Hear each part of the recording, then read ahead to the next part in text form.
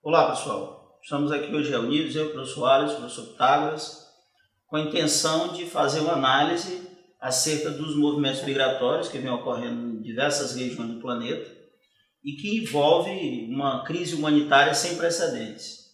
Vamos analisar em especial a questão da Síria, como a Síria se transformou nesse caldeirão que está ocorrendo com conflitos, com a guerra civil, e de como essa população ela tem migrado para várias regiões do planeta, e em especial para o continente europeu. Vamos, em primeiro lugar, apresentar aqui em que isso está abordado ali no Enem. Você pode fazer uma apresentação, Carlos?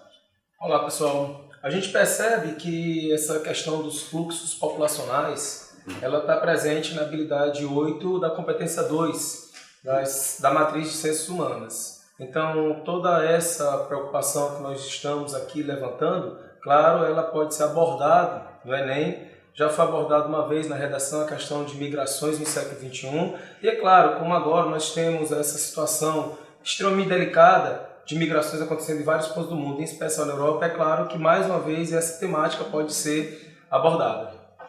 Bem, alguma coisa, Soares? Primeiramente, dar boas-vindas a todos que vão nos assistir e vamos trabalhar um tema interessante, como o Pitágoras já mencionou, a questão da temática da redação já foi abordada, mas isso não quer dizer que você não possa usar novamente na redação. E na prova da área de ciências humanas é um dos contextos históricos importantes, porque migrações eles aconteceram durante toda a história da civilização. E essas migrações elas têm características diferentes, são exatamente essas características que nós vamos tratar agora nessa nossa aula que será dada para vocês. No primeiro momento, pessoal, nós precisamos fazer uma distinção entre migrante e refugiado.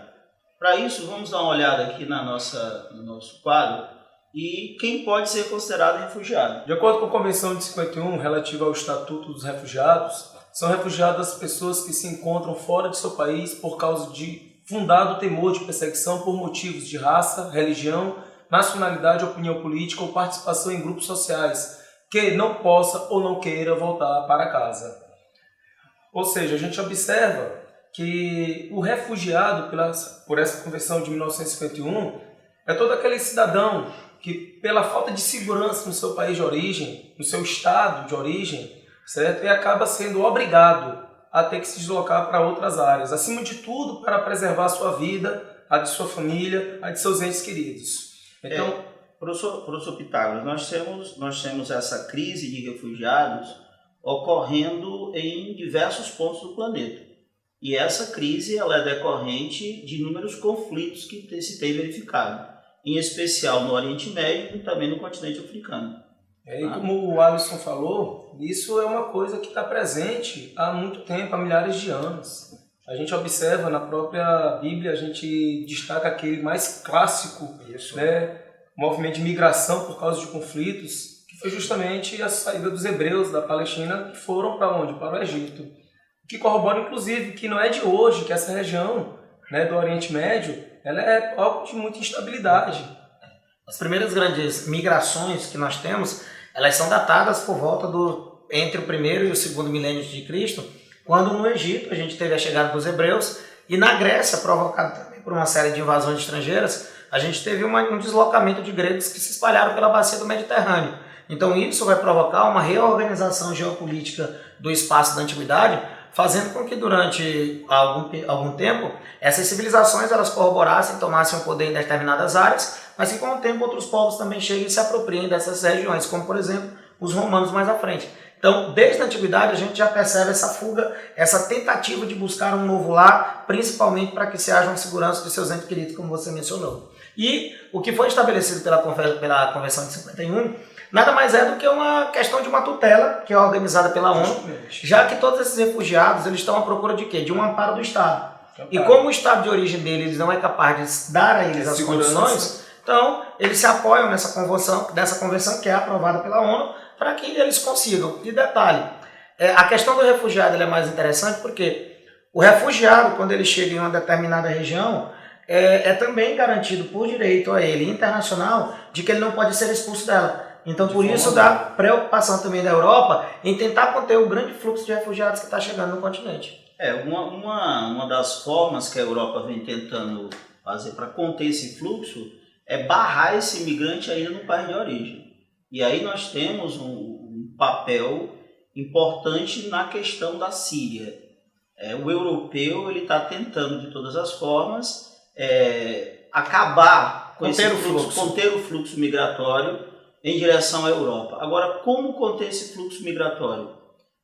Na Síria você tem a atuação do Estado Islâmico, então provavelmente a única maneira de conter essa migração seria atacando o Estado Islâmico e as bases desse Estado Islâmico, que é o principal responsável hoje, juntamente com a guerra civil, por expulsar esse imigrante do seu território. Interessante é que você falar dos sírios, você observa que boa parte dos refugiados da Síria não se encontra na Europa.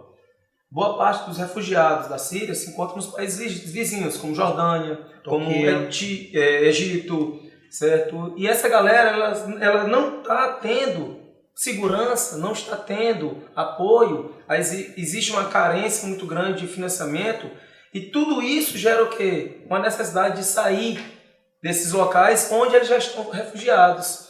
A insegurança e principalmente a falta de esperança de voltar à Síria, que está desde 2001 numa guerra civil, já está se completando o quê? 5 anos de conflito.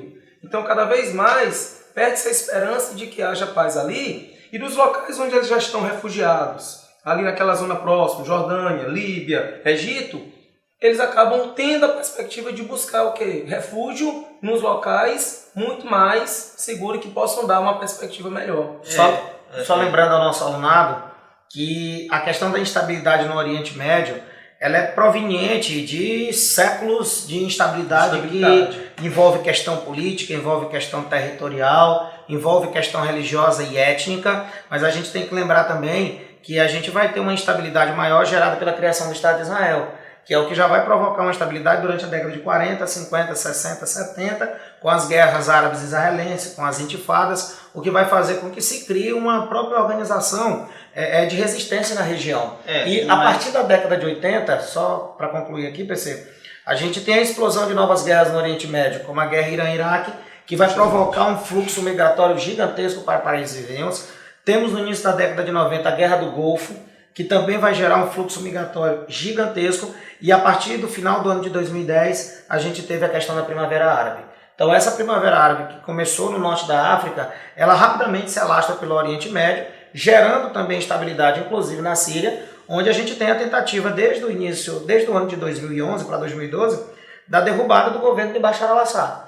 E a queda do governo de Bashar al-Assad, ela é o ponto culminante desse processo de instabilidade na Síria. E aproveitando-se dessa instabilidade, é que o Estado Islâmico, que é o grande grupo terrorista da região, aproveita essa instabilidade para se perpetuar naquela área. E aí vem a questão da intervenção, que é a grande discussão que tem que se fazer no momento. Uma coisa que nós devemos levar em consideração é o processo de criação dessas fronteiras do Oriente Médio. O Oriente Médio, assim como também o continente africano, ele teve um processo de criação de fronteiras de forma extremamente artificial. Fronteiras políticas obedecendo a Europa. O europeu, aí no pós-Primeira Guerra Mundial, ele criou essas fronteiras, colocou povos com características diferentes dentro de um mesmo espaço e que hoje esses povos eles lutam por fatias do território. Hoje nós temos isso de maneira muito clara na Síria, na Jordânia, no Iraque, no Kuwait. O Kuwait ele foi retirado do Iraque. Então, o processo de artificialização de fronteiras, tanto no continente africano quanto ali no Oriente Médio, ele é um dos fatores primordiais e fundamentais nessa atual instabilidade do continente. E falando da questão da Primavera Árabe, a gente sabe que aquele momento em que os países tentaram se libertar de ditaduras que vigoravam por décadas, imaginava-se que teríamos uma espécie de democratização, uma mudança, ventos democráticos que varressem aqueles países, mas a gente percebe que, à exceção da Tunísia, que nós temos um governo mais ou menos com viés pouco democrático, a gente vai ver que no caso do Egito, nós temos o que hoje? Um Estado mais assemelhado do que aquele que foi derrubado. Tá certo? Os militares se apropriaram do poder. Justamente. Você vai lá para a Síria, você observa o quê? Você observa que os rebeldes que tentaram derrubar o ditador Assad, eles acabaram justamente criando esse contexto de guerra civil, dessa guerra fratricida. E o que é pior, nesse embate todo, vai ganhando espaço justamente quem? O Estado Islâmico. Então nós temos lá o Estado Islâmico se aproveita avançando, da instabilidade. nós temos setores da Síria que é controlado ainda pelo governo de Assad, nós temos áreas da Síria controladas pelos rebeldes. E essa situação está se agravando ainda mais porque agora a Rússia passou a atuar também.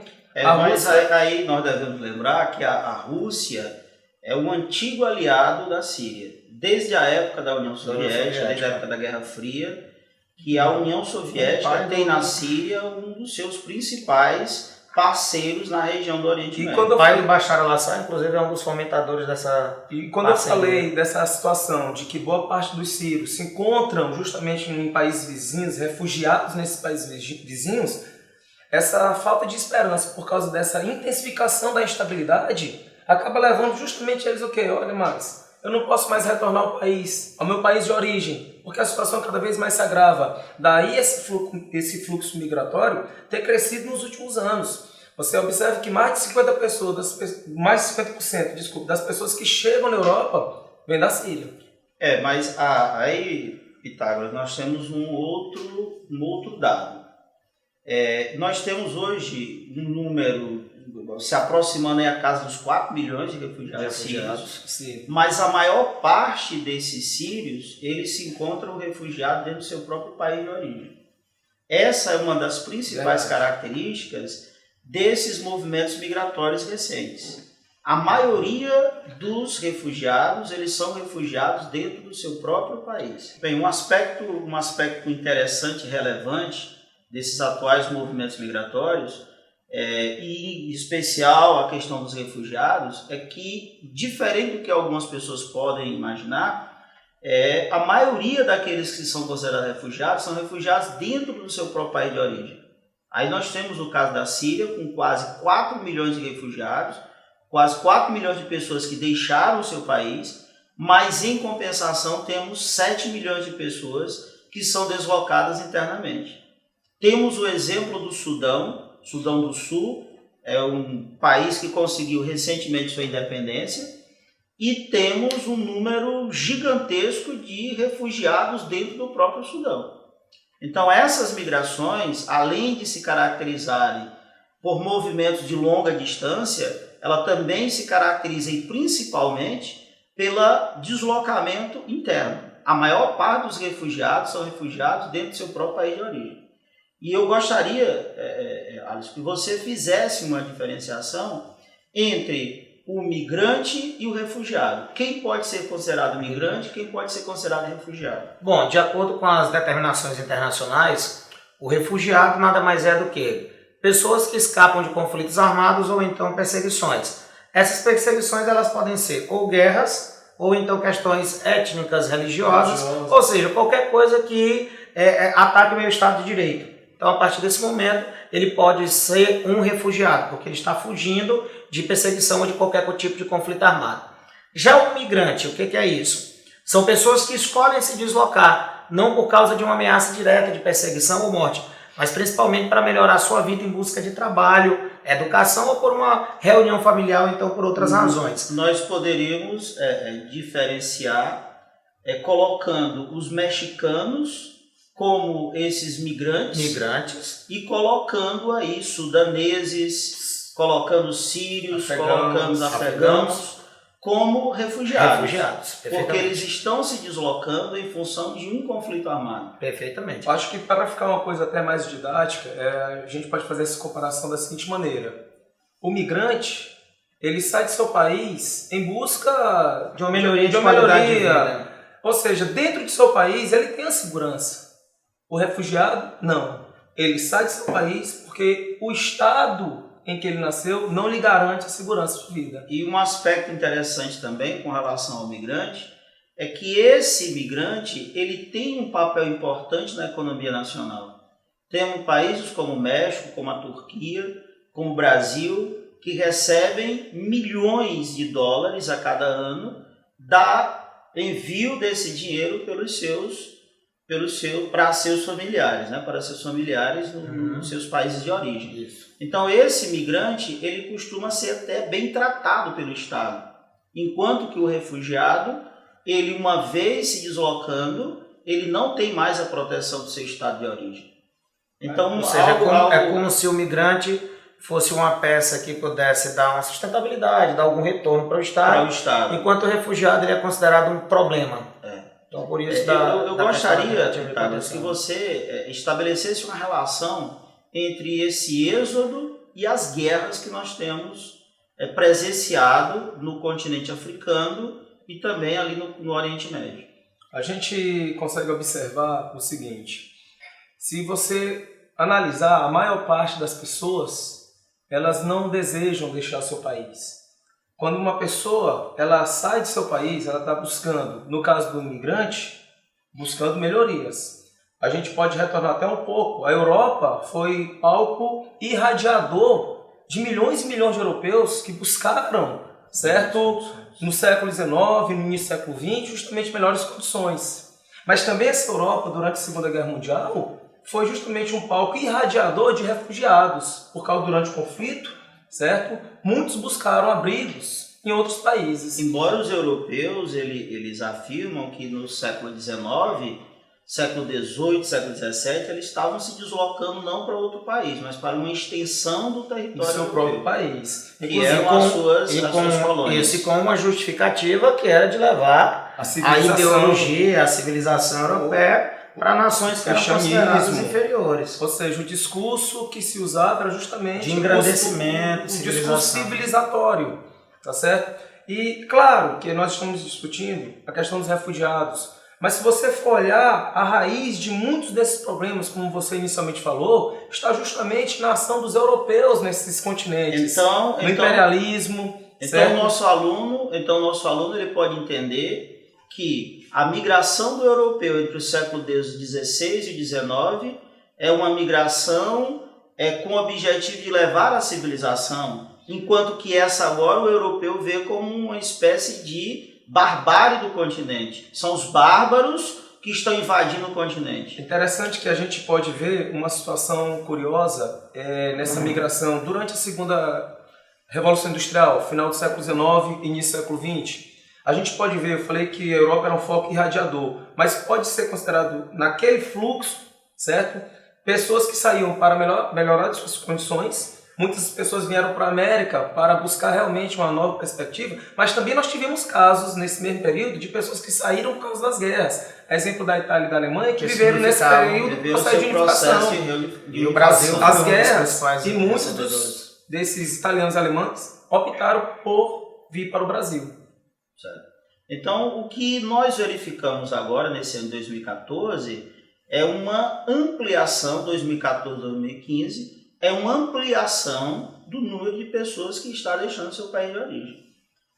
A ACNUR, ela considera que esse é o maior problema desde o fim da Segunda Guerra Mundial.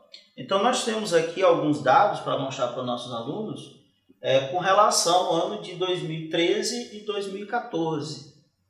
Nós não temos ainda completos os dados de 2015, mas o que a gente pode perceber, em 2013 nós tivemos 51 milhões de pessoas, que já era um número elevado. Segundo a ACNUR, esse número aí era o mais alto desde a Segunda Guerra Mundial. E em 2014 esse número chegou a quase 60 milhões de pessoas. E provavelmente seja superado em 2015 pela essa corrente cada vez mais intensa de imigrações. E um aspecto interessante que nós devemos observar é que a maior parte desses 60 milhões de pessoas, eles não estão se deslocando para países desenvolvidos. Eles estão se deslocando para países em desenvolvimento ou em países com IDH um pouco melhor do que o seu. Então, aquela história, né, de que o imigrante, o refugiado, ele está buscando abrigo apenas nos países desenvolvidos, ela não é verdadeira. Não se sustenta. Não se sustenta. Era uma justificativa usada pelos europeus que agora caiu por terra. Pode ser?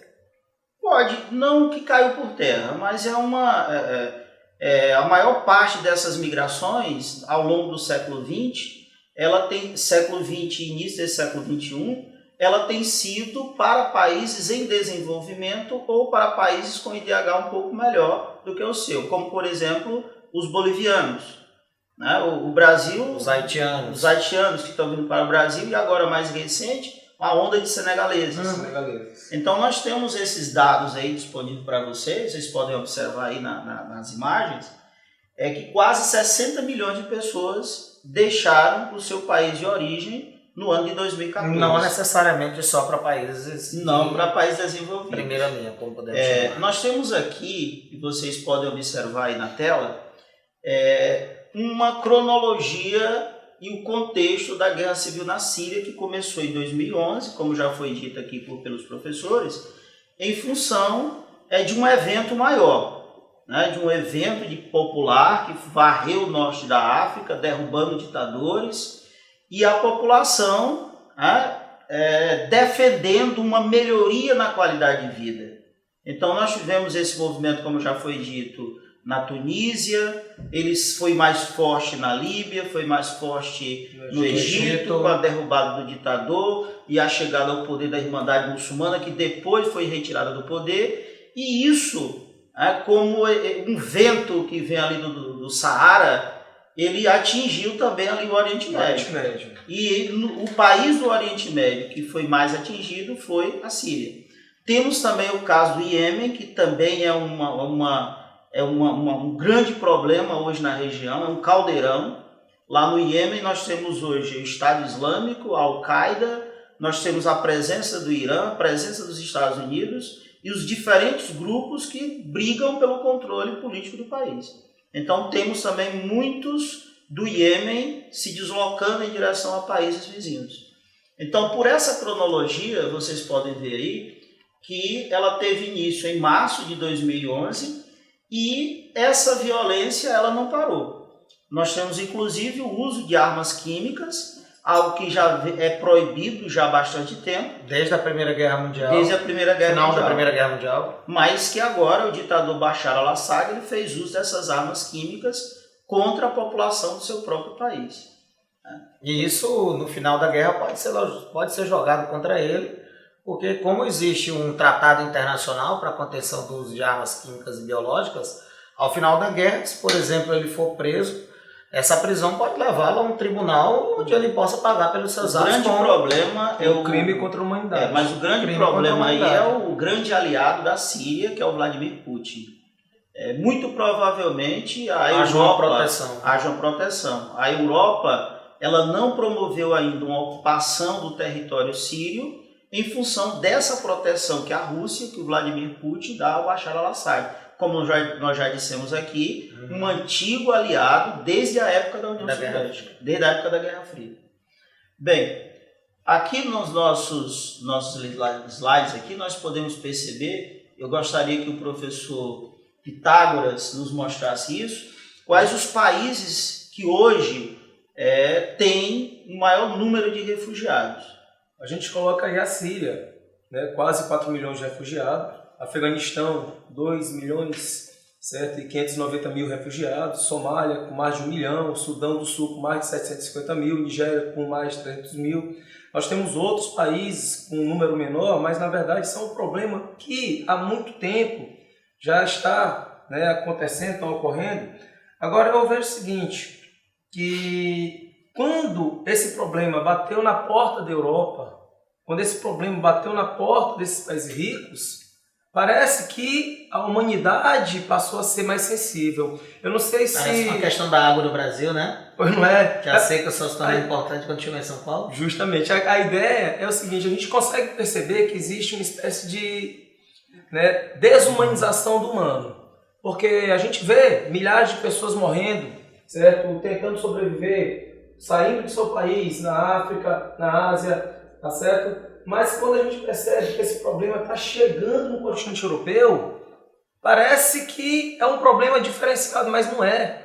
Tá certo? E nem é um problema novo, né? E nem é um problema novo. Antes eles eram criaturas invisíveis. Eram criaturas invisíveis. E a partir de agora a visibilidade se tornou maior, real. Porque chegou na casa deles. Tá certo? E a gente tem que observar também o seguinte, existe um acordo desde 85 entre vários países europeus, onde eles vão justamente o quê? Permitir a livre circulação de pessoas. Aí nós vamos ter justamente o quê? Essas nações que são as portas de entradas para a Europa, Itália, Grécia, Hungria, eles estão tentando de tudo, certo? Para evitar que essas pessoas cheguem a seus países, porque pelo acordo, essas nações têm que cadastrar, tá certo? Tem que cadastrar. E a ideia é justamente, aliás, o medo é justamente que essas pessoas acabem ficando por ali, tá certo? E se forem, e como são refugiados, tem esse direito E eles, internacional. não, é direito internacional. Se a pessoa é refugiada, tem que dar abrigo, tem que dar asilo. Eu vou chamar a atenção do nosso aluno, do nosso alunado, para esses dados que vocês estão vendo nesse momento na tela, com relação a dois países em especial.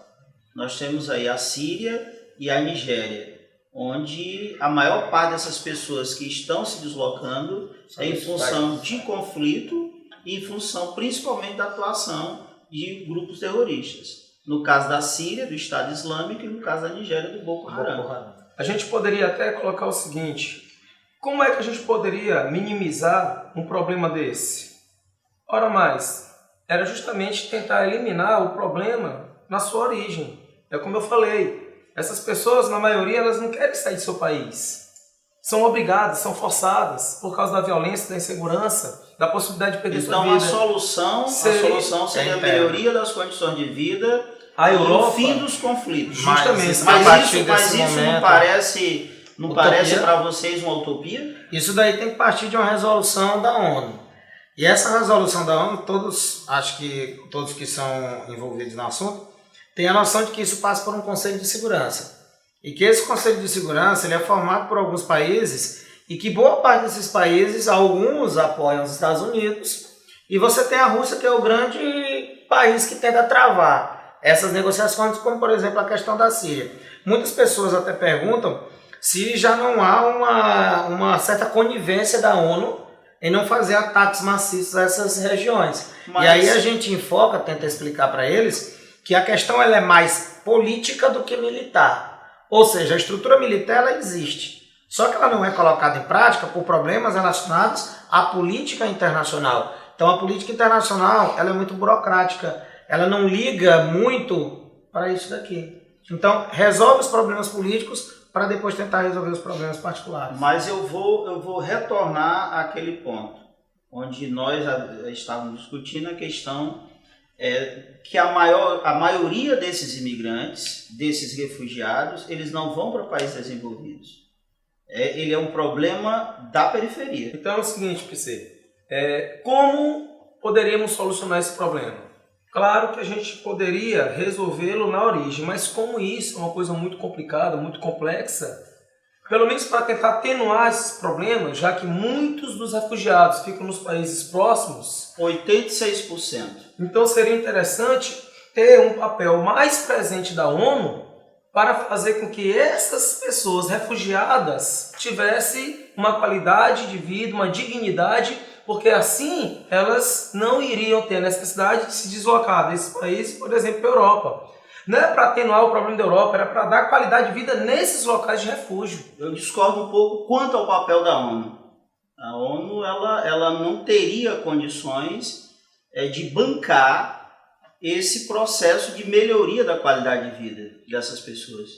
Pois então a União Europeia, já que a Europa é que está sofrendo muito com esse processo de imigração, então a Europa, a Alemanha, França, Inglaterra, as maiores economias poderiam muito bem liderar esse processo para tentar, com maior financiamento, maior ajuda de custo para esses locais que têm os refugiados, terem qualidade de vida, terem dignidade, porque dessa forma eles não iriam buscar, na ausência disso, essa dignidade, essa qualidade de vida em outras fronteiras. Vamos observar aqui, o número de pessoas deslocadas por guerras alcançou um novo e alarmante patamar. Soares, você... 2005 é um marco histórico importante, porque é aquele período onde os Estados Unidos eles estão invadindo aquela região do Oriente Médio, Presença americana, a Ásia, aquela mais região mais central da Ásia. Você tem em 2000, naquele período da invasão do Afeganistão, que é um pouco mais anterior a 2001, mas que já gerou um fluxo migratório. A partir de 2003 você tem a questão da invasão no Iraque, o que vai provocar uma instabilidade total, e a partir dessa instabilidade, olha a crescente que nós temos. Se observa a partir do ano de 2010, tá, o aumento vai ser ter uma pequena retração em 2011, mas a partir de 2012, ó, a tendência é o crescimento é rápido. Esse crescimento ele pode ser observado em função de 2011. Você pode observar que entre 2011 e 2014 o crescimento foi bem maior. Ele está diretamente relacionado à crise primeira no norte da África, ali na região da Líbia, onde foram os primeiros a começar a migrar. E muitos que vêm do centro do continente africano, eles partem da Líbia aproveitando a desorganização política que o país vive. Agora, vocês podem observar aí que o maior crescimento ocorreu entre 2013 e 2014, né, em função, como nós já dissemos, do agravamento do problema na Síria. Então, esse agravamento do problema na Síria, ele foi o principal responsável pelo crescimento dessas migrações em direção à Europa. E como já foi dito antes, pelo que nós estamos percebendo atualmente, a perspectiva é de que os dados que vão ser colhidos ao fim desse ano superem ainda mais esse número de 2014. Que já é um número absurdo. Que já é um absurdo. Vocês podem observar nesse outro gráfico aqui, observem os principais países de origem dos imigrantes ilegais. Você observa que em 2012, cerca de 7 mil sírios. Em 2013, esse número subiu para 25 mil. Observe ali a Eritreia, um país localizado ali na região do chamado chifre africano, né? O Afeganistão, a Albânia, Kosovo. E observe que as fronteiras por onde esse imigrante está penetrando aqui, é a região do Mediterrâneo. A região do Mediterrâneo e agora a mais nova onda pela Europa Oriental. Pelo leste europeu. Entra pela região do Mar Negro ali, né? E aí pelo Mar Negro você tem uma entrada interessante direta que nesse ato desumano que muitos estados europeus têm em relação a esses refugiados que só buscam sua segurança, é o caso aí da Hungria, que está construindo um muro de 175 quilômetros com a fronteira com a Grécia para evitar que estes refugiados adentrem do seu país. Mas vocês também, vocês não acham que o europeu ele não tem a obrigação de receber esse imigrante? Isso gera uma discussão muito grande na Europa, porque muitos entram pela questão humanitária, então a gente percebe que inúmeras vezes quando eles estão se deslocando, a população oferece carona, oferece ajuda em forma de comida, de água, roupa, material de higiene, mas ao mesmo tempo você tem pessoas que tentam restringir a entrada, como foi uma cena que chamou muita atenção do mundo, quando um refugiado estava entrando na Hungria e a repórter deu uma pequena rasteira para que ele caísse. Então, aquela cena ela rodou o planeta e mostra como as pessoas elas estão meio que indefinidas nessa relação. Mas o pior é que isso oportuniza justamente o quê? Há muitos europeus que temem justamente a perca de empregos, problemas econômicos. A Europa está tentando respirar de uma crise econômica que atingiu, certo, o continente há poucos anos atrás. E aí, nesse momento, nós vamos ter o quê? O emergir de políticos que lançam essa tática do amedrontar, né? Políticos de direita, que acaba justamente aguçando o preconceito.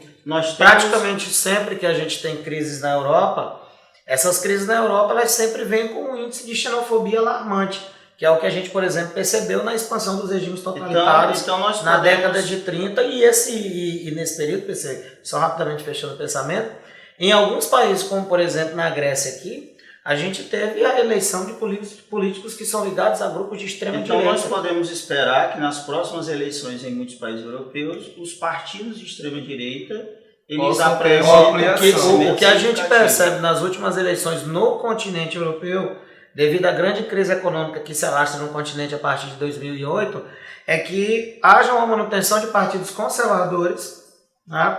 E esses partidos conservadores, eles tentem exatamente gerar uma política protecionista, e que essa política protecionista vede tanto a entrada desses imigrantes, como também proteja o próprio inglês, o próprio francês, o próprio italiano, que vem ameaçadas os seus postos de emprego no meio de uma vasta crise econômica. Eu gostaria que o nosso aluno ele observasse os principais origens e destinos desses imigrantes. Você observa que a Alemanha, Reino Unido, França, Itália, Suécia, Áustria, Hungria são os países europeus com o maior número de imigrantes ou de refugiados. Interessante que o governo alemão espera receber, só nesse ano de 2015, aproximadamente 800 mil pedidos de asilo de refugiados. E existem outros lugares na Europa, como por exemplo a Escandinávia, principalmente países como Islândia, Finlândia, que eles estão se abrindo para a entrada desses refugiados. Então, é uma vertente meio distorcida do que está acontecendo no restante da Europa. Mas nós temos o seguinte, é interessante quando você olha número absoluto e as proporções. Os países europeus mais ricos não são aqueles que têm a maior proporção de imigrantes. Exatamente. São aqueles que têm a menor proporção. Alemanha, Inglaterra e França, em termos proporcionais, eles têm menos imigrantes do que os países do norte da Europa. Uhum. Então, são países mais receptivos a esse refugiado. Gostaria que o nosso aluno também ele observasse essa imigração via Mediterrâneo, como ela tem sido feita. Observe aí que são 13.500 imigrantes que foram resgatados entre janeiro e abril, agora de 2015. 1.600 morreram durante essa travessia, o que se chama de crise humanitária. Então, isso são os números oficiais. Imagina aqueles que não são computados, né? E aí a gente tem que lembrar, só um minutinho, meu amigo PC, é que por trás desses dramas pessoais, a gente tem que observar que existem muitas pessoas de má índole que ganham em cima disso. Certo? Esses transporte legal é feito por alguém. Pois é, que cobram às vezes uma quantia enorme para que esses consigam chegar na Europa, e muitas vezes as embarcações que são fornecidas estão muito aquém daquelas que inicialmente foram prometidas, deixando essas pessoas muitas vezes à deriva, quando não, acabam vítimas de naufrágios. Então essa migração, nesse aspecto, ela se assemelha um pouco àquela do mexicano em direção aos Estados Unidos com a ação dos coiotes. Os coiotes, sem dúvida nenhuma. Esses atravessadores que facilitam. São pessoas que nesse momento aproveitam daquele imigrante que tem um pouco mais de dinheiro. O Aislan, que está desesperado. Está desesperado para chegar a uma região segura. Aliás, o Aislan, aquele garotinho que faleceu e que seu corpo foi encontrado, que até depois a imagem aí para a gente mostrar, infelizmente uma cena trágica, que morreu e que seu corpo acabou chegando numa praia da Turquia. O pai dele pagou em reais para o atravessador 17 mil. Ou seja, talvez a economia de toda a família foi ali naquela esperança de chegar na Europa. Para perder a família. E acabou perdendo a família. Nós temos aí uma imagem, são imagens fortes, mas que devem ser mostradas, até mesmo com a intenção de fazer com que o nosso aluno perceba essa verdadeira crise que existe na região do Mar Mediterrâneo. Essa imagem ela é referente a um naufrágio de imigrantes líbios que morreram no Mar Mediterrâneo. E aqui nós temos outras imagens. Essa é apenas uma delas, né, pessoal? Apenas uma. Observe essa outra imagem aí, que é uma imagem assim, estarrecedora. Um barco virando, naufragando. E as pessoas desesperadas, imagine aí que você está com um filho a centenas de quilômetros de terra firme. Olha a precariedade das embarcações. Parece coisa realmente assim, de cinema. Mas você observa, terror, filme de terror. Essas pessoas estão num navio desse, num barco desse, aliás, porque querem, porque são obrigadas. Estão tentando ter uma esperança de vida. Você e arriscam ela. Interessante. Olha o bote. Você observa também no bote um pneu. Observa que num bote como esse aqui dá condições para que a pessoa possa fazer uma travessia, embora não seja uma travessia tão longa entre a costa líbia e a costa da Itália, mas é uma região que frequentemente é assolada por grandes tempestades, né?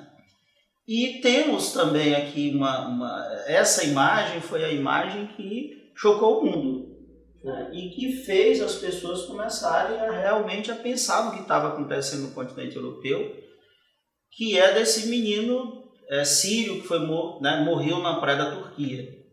Então virou símbolo dessa crise migratória. Essa morte desse garoto ela chamou tanta atenção, porque é uma criança, e uma criança a gente sempre vê a perspectiva de futuro. E quando ela morre desse jeito, a gente percebe que o futuro é meio incerto. Nós temos também, embora seja uma imagem muito forte, mas nós temos muitas imagens fortes relacionadas a crianças que morreram recentemente nessa guerra trágica na Síria e também no continente africano. A gente não pode fazer uma hierarquização das mortes. Todo mundo é ser humano, todo mundo merece a oportunidade de viver, todo mundo merece os direitos que a própria ONU, certo? Da declaração, né, lhe garante. A gente não pode achar que uma criança, certo, que morreu só porque estava numa praia europeia é diferença. Claro que é um drama, todos eles vivem drama, mas quantas milhares de pessoas morreram até que uma foto, uma imagem pudesse tocar o coração das pessoas? A gente tem que abrir os olhos, acima de tudo, o coração. Para quê? Para tentar resolver, buscar uma solução, para tentar diminuir o drama dessas pessoas. De que forma esse problema pode ser resolvido? Essa é a questão. A Assembleia Geral da ONU está reunida, né?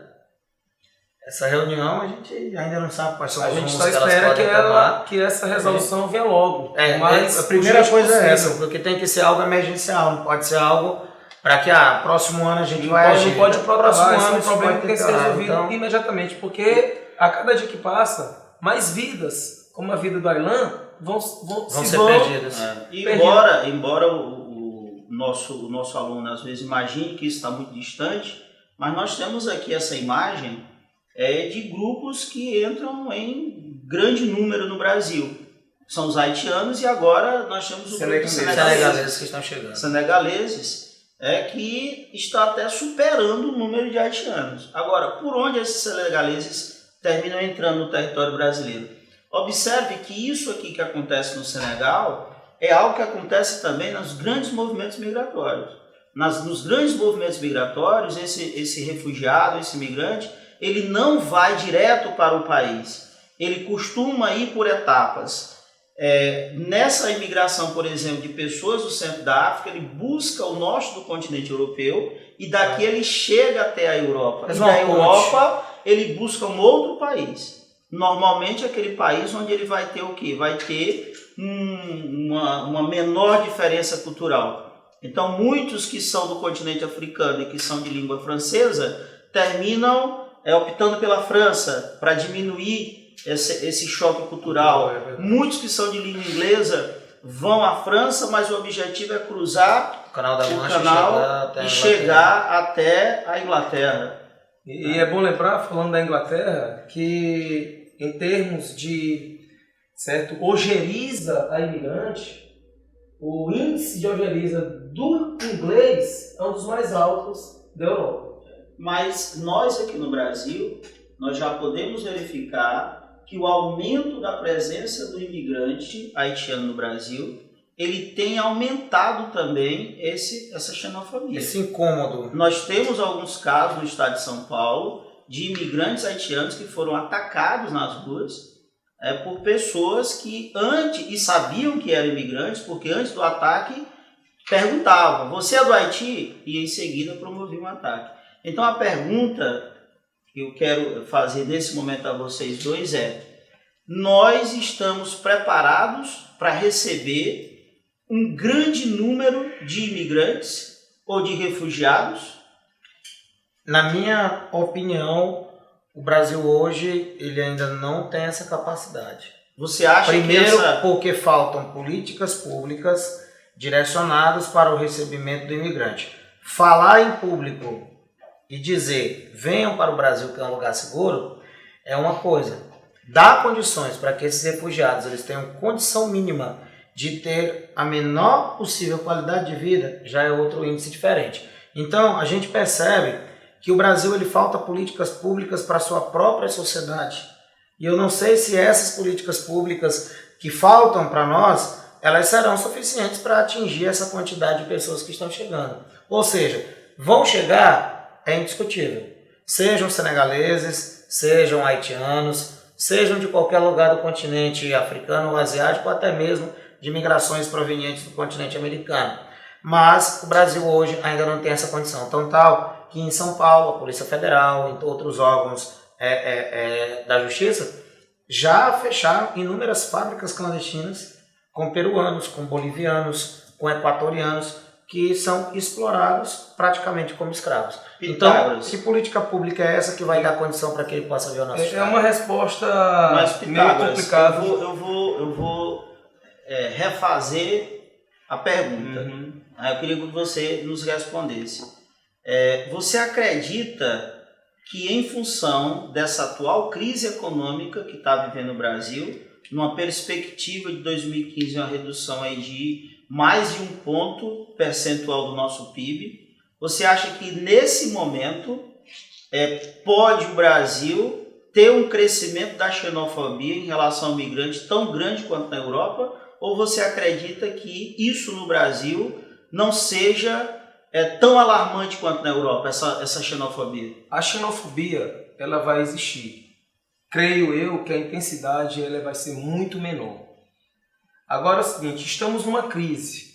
Como o meu amigo Alisson falou, o Brasil não está preparado, não há políticas públicas para absorver essas pessoas. Mas digo com toda seriedade, na minha opinião, mesmo na ausência de políticas públicas que pudessem dar uma dignidade, a gente sabe que muitos desses imigrantes chegam ao nosso país, vão trabalhar de forma ilegal, vão trabalhar ilegal, explorados demasiadamente. Mas se você for observar, muitos deles, mesmo não sendo refugiados, por exemplo, os haitianos, certo? Não está tendo guerra lá agora, mas veja que o Haiti passou por uma, desestabilizou o país, veio um terremoto. Então muitos deles preferem viver, mesmo que o Brasil não tenha condições de absorvê-los e abrigá-los de forma digna, mas ainda assim viveriam melhor do que seu país de origem. O Haiti é um país que nas últimas décadas tem sofrido então, primeiro com a ditadura ali dos Duvalier e posteriormente com um terremoto que arrasou praticamente 80% da infraestrutura antes desse do país. terremoto nós tivemos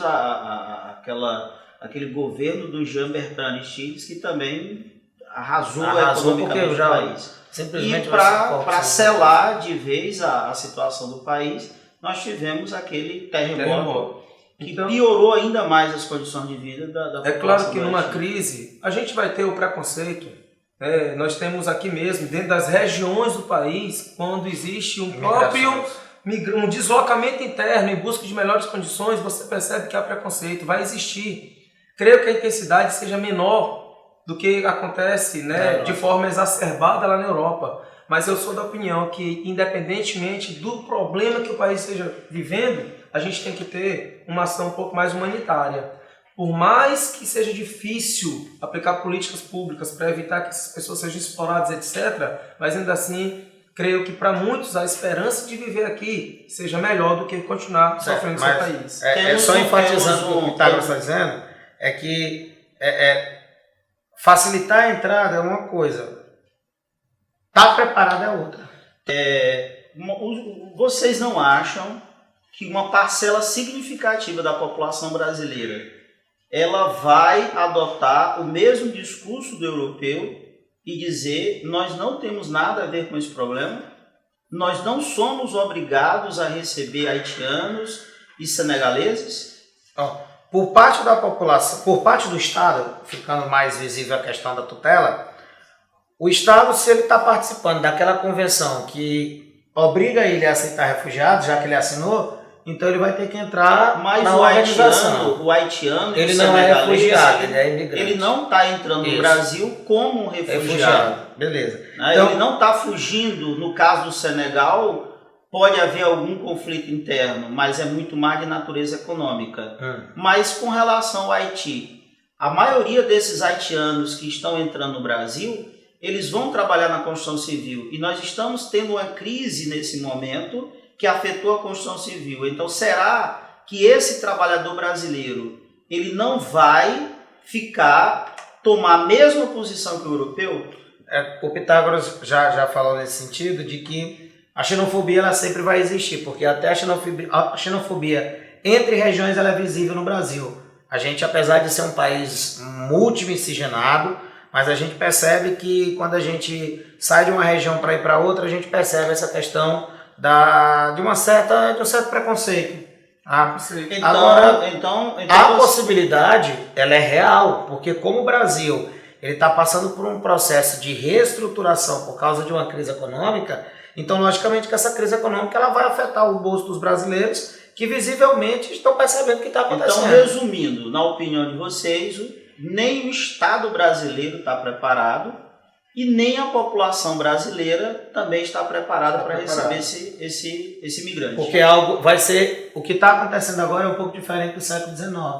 Porque no século XIX havia uma necessidade de mão de obra, pelas mudanças sociopolíticas e econômicas do Estado. Agora é algo novo, é algo que nunca se apresentou de fato no Brasil. Então tudo que é novo no primeiro momento impacta.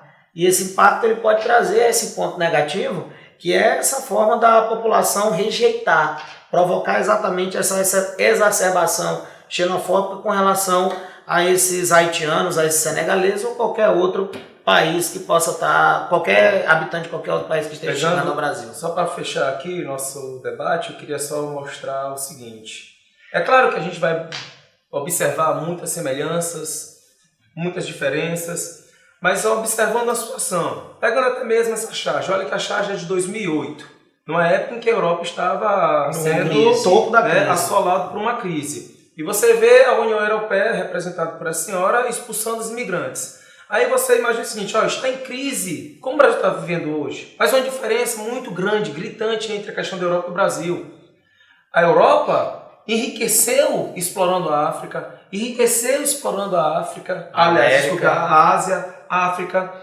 Quando você fala de globalização, essa questão de eliminar as fronteiras econômicas, a gente vai perceber que o fluxo de riqueza vai principalmente para os países desenvolvidos. Então, mas você não acha a DIT ela é um pouco injusta nessa relação. Mas você não acha que esse discurso da exploração é um discurso ultrapassado? Eu acho que não, porque serviu a eles a globalização e a eliminação de fronteiras econômicas. Por que agora a Europa, em grande parte, responsável por muitos problemas que acontecem na África e na Ásia, não arca com suas consequências? Mas ela não tem obrigação de receber? Ela tem obrigação de receber esse imigrante? Não. Se for refugiado, todo país tem obrigação por questões humanitárias. Desde que esse país tenha condição de absorver esse refugiado. Esse público está chegando. Então, o húngaro, então o italiano, o grego, o espanhol, o português, que nesse momento está passando por uma crise, ele pode alegar, rejeitar esse imigrante. Então, para onde esse imigrante vai no continente europeu? Vai buscar economias mais fortes. Então, vai sobrar para quem? Alemanha, França, Inglaterra. E esse imigrante, qual é a possibilidade desse fluxo de refugiados aumentar para o Brasil?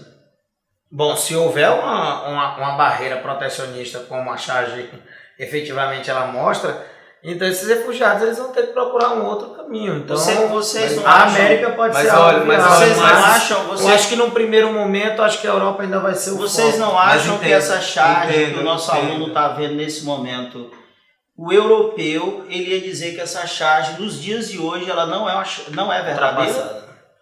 Ele pode usar isso como uma forma de proteção. Porque ele, europeu, está recebendo esse imigrante, ainda que de forma, digamos, parcelada. Ele pode usar a charge como uma forma de justificar e dizer que está sendo aberto, que está abrindo as suas fronteiras para a chegada desses refugiados. Mas no contexto geral a gente percebe que não é bem assim como funciona. Mas aí a gente tem que lembrar o que a gente mostrou no início. Existe uma convenção de 1951. O que muitos países estão tentando é evitar que eles entrem na Europa, porque os signatários dessa convenção, eles são obrigados a receber, ou seja, independentemente no local de origem. Independentemente se a Europa tem um grupo que é contra, que existe o xenofobismo, mas existe uma convenção internacional que obriga. Eles não podem simplesmente jogar os pés e mandar os imigrantes de volta para os seus países. Pois para que a gente possa encerrar e que o nosso aluno ele tenha uma sequência do que nós acabamos de falar, poderíamos então colocar como marco, não marco zero, mas como grande fator responsável por essas migrações a Primavera Árabe, e com a derrubada desses governos e a instabilidade política na região. Nesse novo contexto, sim, a Primavera Árabe intensificou algo que já existia. Ela intensificou, tornou o problema mais grave. O ponto de partida, eu acho que não é bem a palavra colocada, mas é o dínamo, aquilo que vai provocar... Catalisou, aquilo que vai gerar o aumento proporcional. O que o nosso aluno pode entender é essas migrações em direção ao continente europeu, elas sempre ocorreram ao longo do século XX. E agora, do século XXI... Teve momentos no século XX, por exemplo, durante o contexto da guerra, que não acontecia essas migrações para a Europa. Nós estamos falando do momento pós-Segunda Guerra Mundial, onde a Europa, por uma necessidade... Inclusive, no pós-Segunda Guerra, como a Europa estava devastada, é bom a gente lembrar um negócio interessante. Muitos países foi acolher.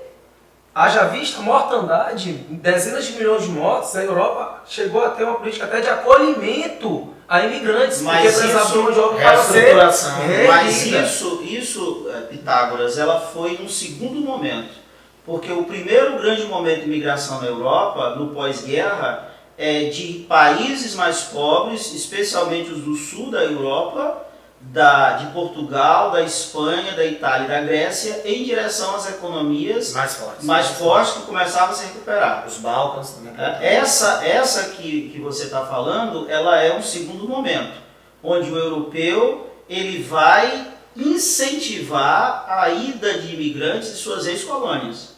E aí não eram refugiados, aí era uma mão de obra que a Europa necessitava. Ou seja, a gente volta àquela questão. Aceita enquanto é conveniente.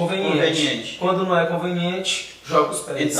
Ou seja, desumano. Então nós poderemos estabelecer, ao longo do século XX, pós-Segunda Guerra Mundial, sempre crescimento de migração para a Europa.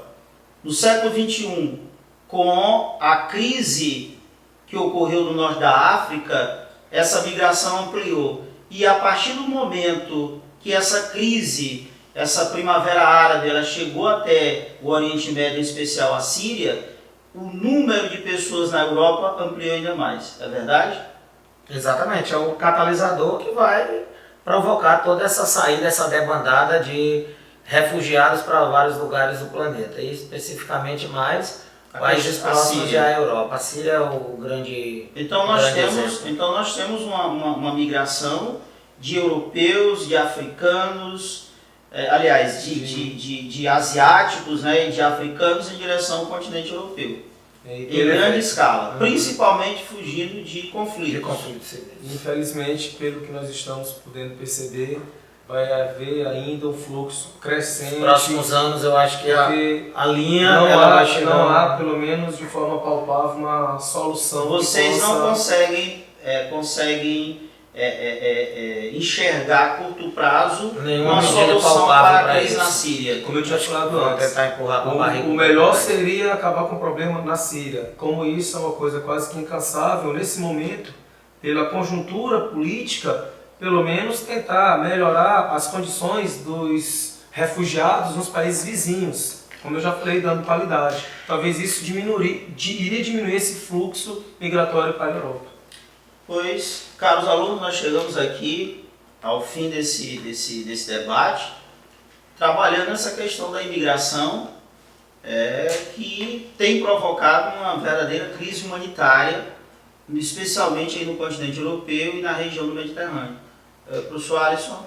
Não, o debate ele foi de alto esclarecimento, ele vai dar ao alunado em geral uma condição para que ele tenha uma base, para que ele possa pensar, não só observar as notícias, perceber as as informações são dadas em sala de aula, ou então por algum órgão noticioso, mas que ele também possa ser um agente pensante e tentar, de uma maneira um pouco mais alusiva, perceber que o problema ele pode chegar até a casa dele, e não é algo irreal que está acontecendo só na Europa. Professor Pitágoras. E é interessante que os alunos também busquem mais informações sobre isso, e a gente sugere o site da ONU, da Acnu, que é a Agência da ONU para Refugiados.